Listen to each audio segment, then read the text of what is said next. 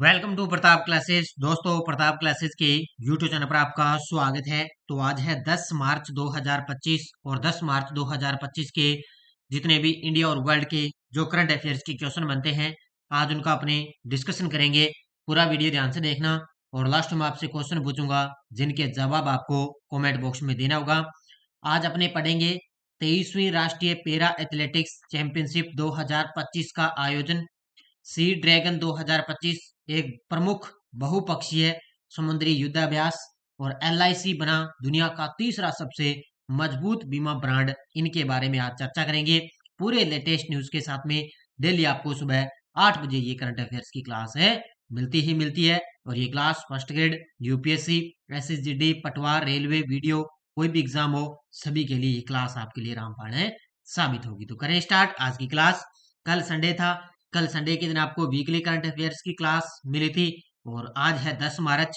तो सबसे पहले हमने जो शनिवार के दिन हमने करंट पढ़ा उसको करते हैं रिवाइज। देखिए, भारत की पहली महिला विधि सचिव के रूप में किसे नियुक्त किया गया? अंजू राठी राणा को।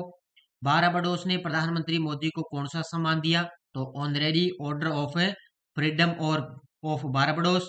साहित्य अकादमी द्वारा आयोजित फेस्टिवल ऑफ लेटर्स 2025 का आयोजन कहाँ किया जा रहा है? नई दिल्ली में। जापान भारत व्यापार सहयोग समिति की 48वीं संयुक्त बैठक में भारत का प्रतिनिधित्व किसने किया? पीयूष गोयल ने। भारत के दिग्गज खिलाड़ी अंकिता शरत कमल ने किस खेल से संन्यास की घोषणा की? Table tennis. ऑस्ट्रेलिया भारत खेल उत्कृष्टता फोरम का आयोजन 5 से 6 मार्च 2025 तक कहाँ हुआ? Gandhinagar. Kerala police cyber division के advanced cyber security operations centre का उद्घाटन किसने किया? तो गोवा के सीएम, ये केरल के सीएम पिनरई विजयन द्वारा इसका उद्घाटन किया गया था। तो ये थे कल के क्वेश्चनों का रिवाइज हमने कर लिया। और ये है अपनी वार्षिक करंट अफेयर्स की टेस्ट सीरीज। इसके अंदर आपको डेली टेस्ट और डेली पीडीएफ मिलती है। और कल जो संडे के दिन आपको वीकली करंट अफेयर्स की क्लास मिली थी उसका टेस्ट आज आपको इसके अंदर मिल जाएगा। मंथली टेस्ट आपको फरवरी मंथ का टेस्ट वगैरह, फरवरी मंथ की पीडीएफ आपको मिल चुकी है। तो गजब तरीके की टेस्ट सीरीज है। डेली, वीकली, मंथली आपको अच्छे तरीके से आपको करंट दिया जा रहा है, तो अच्छे तरीके से पढ़ो। और कल आपने देखा होगा कि आईसीसी चैंपियनशिप ट्रॉफी है वो भारत ने अपने नाम कर ली है, क्योंकि 12 साल बाद भारत ने आईसीसी चैंपियनशिप ट्रॉफी जीत ली है। और फाइनल में भारत ने न्यूजीलैंड को हराकर 2025 में 12 साल बाद चैंपियनशिप ट्रॉफी जीतने पर पूरी टीम और देश को बहुत बहुत बधाई हो, क्योंकि इसकी पूरी चर्चा हमने अपने कल करेंगे। जो चैंपियनशिप ट्रॉफी भारत ने जीती है इसका पूरे जो है कथन से मैं आपको पूरी डिटेल इसके अंदर करवाने वाला हूँ। कल मैं पूरी बढ़िया तरीके से आपको ये क्वेश्चन करवाऊंगा, तो अच्छे तरीके से पढ़ो। तो करते हैं स्टार्ट आज की क्लास। सभी साथी एक बार करेंगे सेशन को लाइक शेयर। सभी साथियों को गुड मॉर्निंग। पहला क्वेश्चन आपके सामने, 23वीं राष्ट्रीय पैरा एथलेटिक्स चैंपियनशिप 2025 में हरियाणा ने कुल कितने पदक जीते हैं? ये लीजिए भी, 23वीं राष्ट्रीय पैरा एथलेटिक्स चैंपियनशिप का आयोजन अभी किया गया है तमिलनाडु चेन्नई में, जहां पर क्या है कि हरियाणा वो सबसे टॉप पर रही थी। टोटल हरियाणा ने कितने पदक जीते? तो हरियाणा ने इसके अंदर टोटल पदक कितने जीते थे? 107। कितने पदक जीते थे? 107 पदक जीते थे। अब देखो पूरी डिटेल।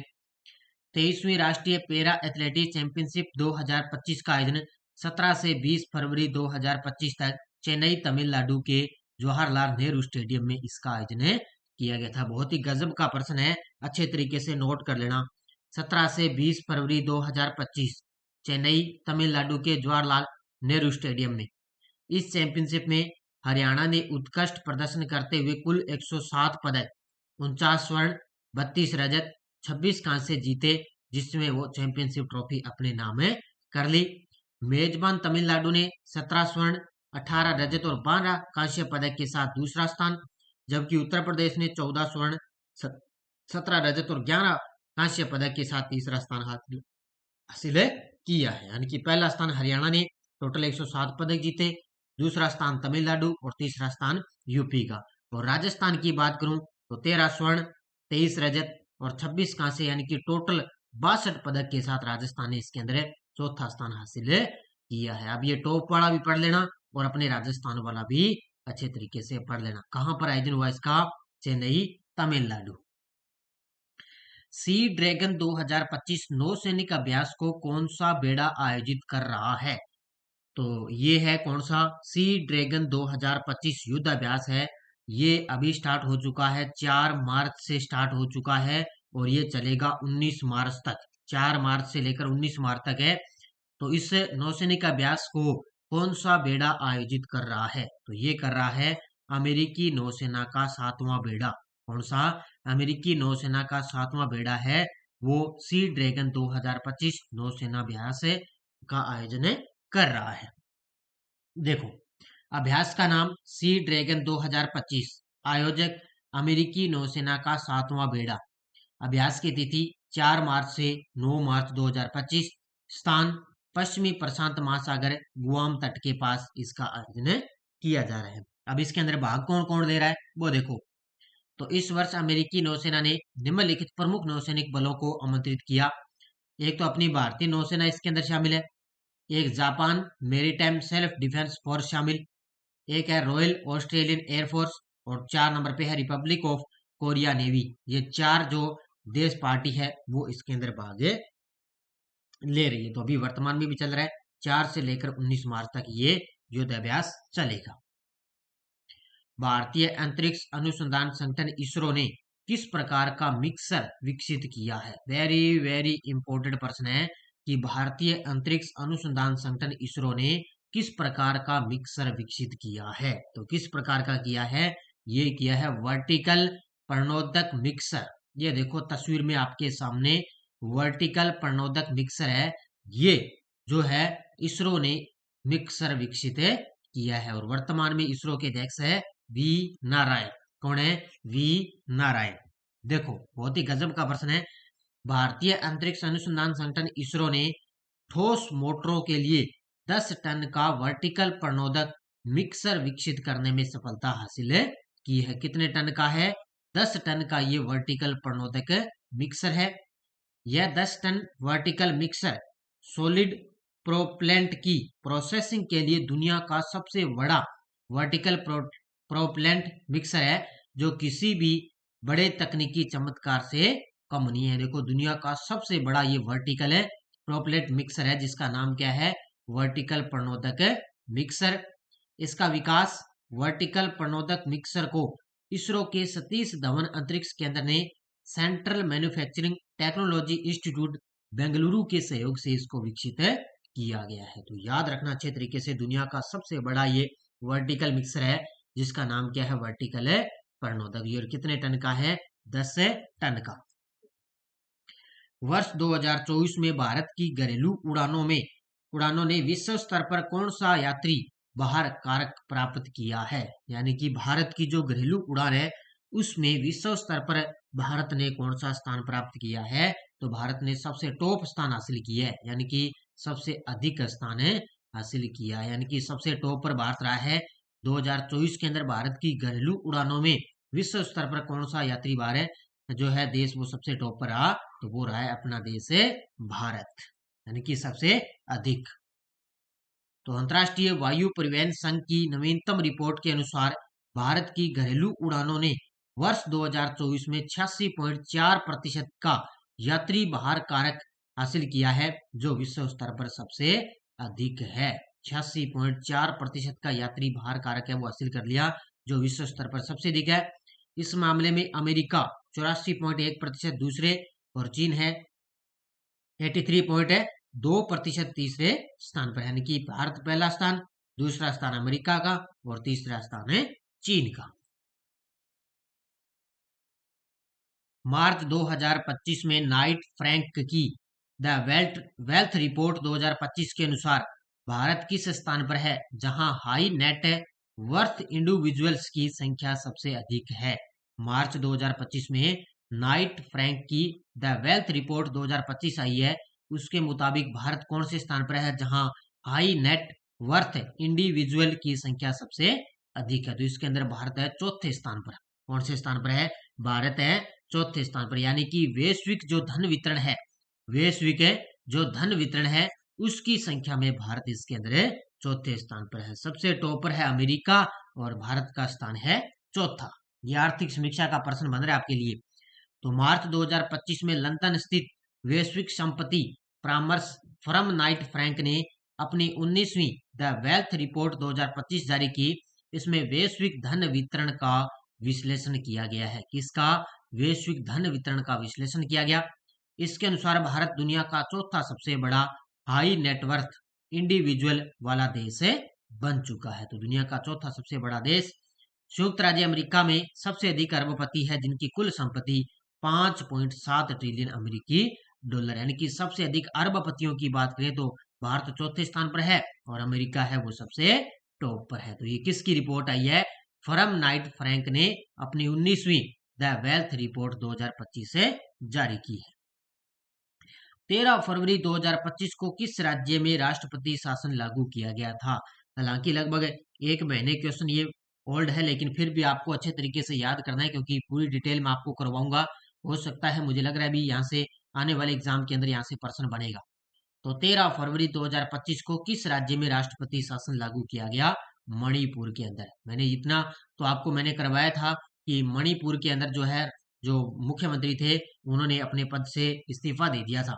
तो कौन थे मणिपुर के सीएम? तो वो थे एन बिरेन थे। उन्होंने इस्तीफा दे दिया और वहां पे राष्ट्रपति शासन लागू हो गया। देखो, लंबे समय से जातीय हिंसा से प्रभावित देश के पूर्वोत्तर राज्य मणिपुर में 13 फरवरी 2025 को राष्ट्रपति शासन लागू कर वहां की विधानसभा को निलंबित कर दिया। विधानसभा को वहां से निलंबित कर दिया।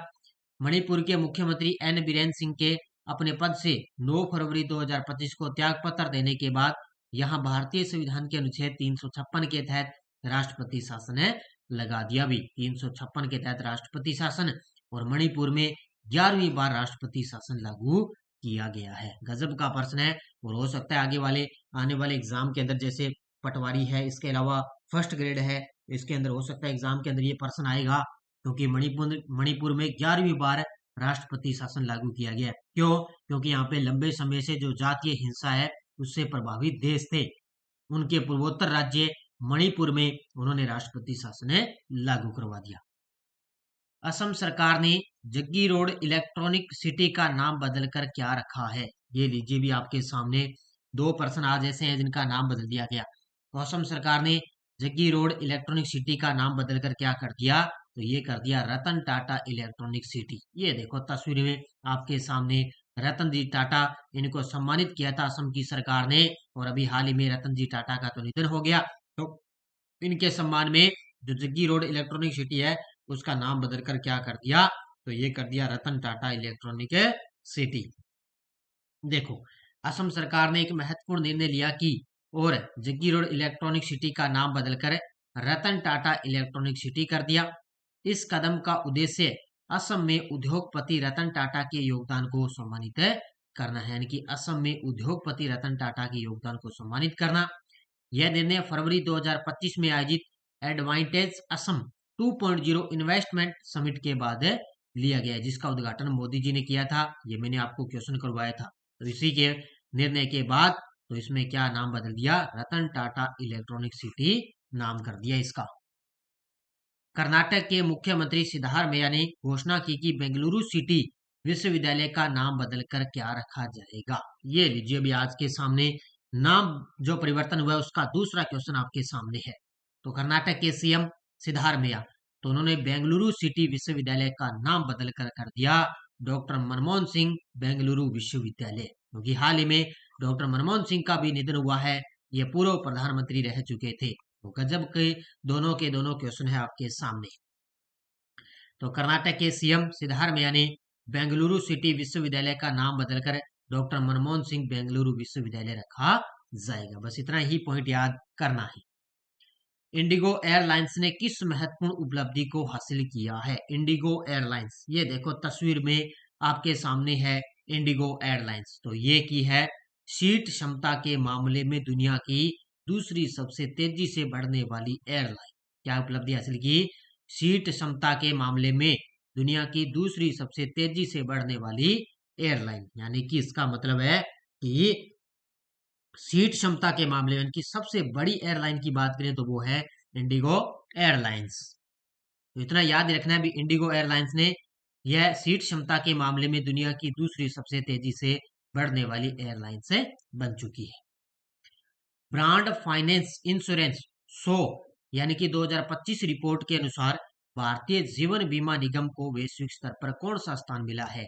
यानी कि ब्रांड फाइनेंस इंश्योरेंस टॉप 100 के अनुसार, यानी कि टॉप 100 में 2025 की रिपोर्ट आई, उसके मुताबिक भारतीय जीवन बीमा निगम LIC है, उसको वैश्विक स्तर पर कौन सा स्थान मिला? तीसरा स्थान मिला है। कौन सा स्थान मिला है? LIC को यहाँ पे तीसरा स्थान है मिला है। तो ब्रांड फाइनेंस इंश्योरेंस टॉप 100 के अंदर रिपोर्ट के अनुसार भारतीय जीवन बीमा निगम को वैश्विक स्तर पर तीसरा सबसे मजबूत बीमा ब्रांड घोषित किया गया है। LIC का जो ब्रांड स्ट्रेंथ इंडेक्स है, स्कोर कितना है? वो 100 में से 88 है। कितना है? 100 में से 88 है। और इस सूची में पोलैंड की PZU कंपनी 94.4 स्कोर पर पहले स्थान पर है, ये लीजिए भी। जबकि चीन की चाइना ऑफ लाइफ इंश्योरेंस है, वो 93.5 स्कोर के साथ में दूसरे स्थान पर है। तो पहले पे है पोलैंड की, और अपने भारत वाली LIC चौथे स्थान पर, ये सॉरी तीसरे स्थान पर। कौन से स्थान पर है? LIC अपनी तीसरे स्थान पर है। अब देखो आपके सामने वन लाइनर क्वेश्चन। पहला है कि इजराइल ने इयाल जमीर को अपने नए चीफ ऑफ स्टाफ के रूप में नियुक्त किया है, और वे लेफ्टिनेंट जनरल हेरजी हेलवी की जगह लेंगे।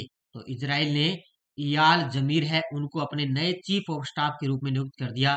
किसकी जगह लेंगे? जनरल हेरजी हेलवी की जगह लेंगे। पहला पॉइंट तो ये। दूसरा है, पंजाब की सामाजिक सुरक्षा, महिला और बाल विकास मंत्री डॉक्टर बलजीत कौर ने 7 मार्च 2025 को प्रोजेक्ट हिफाजत लॉन्च किया है, जो हिंसा से प्रभावित महिलाओं और बच्चों को तत्काल सहायता प्रदान करने के लिए शुरू किया गया। तो पंजाब की जो महिला बाल विकास मंत्री है डॉक्टर बलजीत कौर है, उसने 7 मार्च को प्रोजेक्ट हिफाजत लॉन्च किया है, जो क्या है? हिंसा से महिलाओं, प्रभावित महिला और बच्चों को तत्काल सहायता प्रदान करने के लिए ये प्रोजेक्ट शुरू किया गया है। ये दूसरा पॉइंट आपको अच्छे तरीके से याद करना है। और ये टेलीग्राम ग्रुप है, कोई सूचना, कोई लिंक, कोई नोटिफिकेशन, सब आपको सूचना मिलती है। और आज फर्स्ट ग्रेड की बुक की रिवीजन क्लास आएगी, तैयार रहना शाम को। पिछले वीडियो क्वेश्चन, रणजी ट्रॉफी 2025 का खिताब किस टीम ने जीता? तो वो जीता है विदर्भ की टीम ने, केरल को हराकर। बहुत सारे विद्यार्थियों ने बड़े गजब के जवाब दिए। अब देखो question for you, Khelo India para खेलों के दूसरे चरण की शुरुआत कब और कहां से होगी? 15 से 22 मार्च मुंबई, 20 से 27 मार्च दिल्ली, 10 से 17 मार्च चेन्नई, और 25 से 30 मार्च अहमदाबाद। तो इसका जवाब देना है।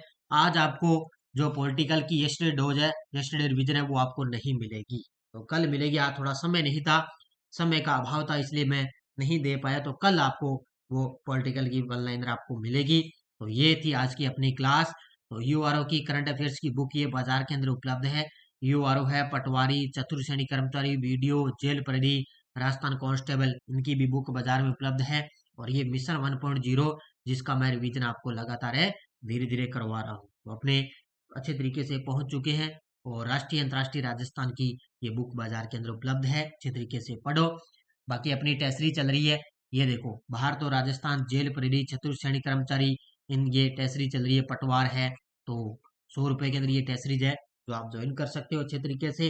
बाकी अपनी है ही पुराने पेपर की टेस्टरीज है, ये देखो फर्स्ट ग्रेड सेकंड ग्रेड के पुराने ओल्ड पेपर लेना चाहे तो ये भी आप 50-50 रुपए में ले सकते हो। अच्छे तरीके से पढ़ो। बाकी अपनी 2025 की है, इसमें डेली, वीकली, मंथली टेस्ट आपको मिलता है। तो अच्छे तरीके से पढ़ो। सभी साथी वीडियो को जाते जाते लाइक शेयर करते रहो। धन्यवाद। जय हिंद, जय भारत, जय राजस्थान।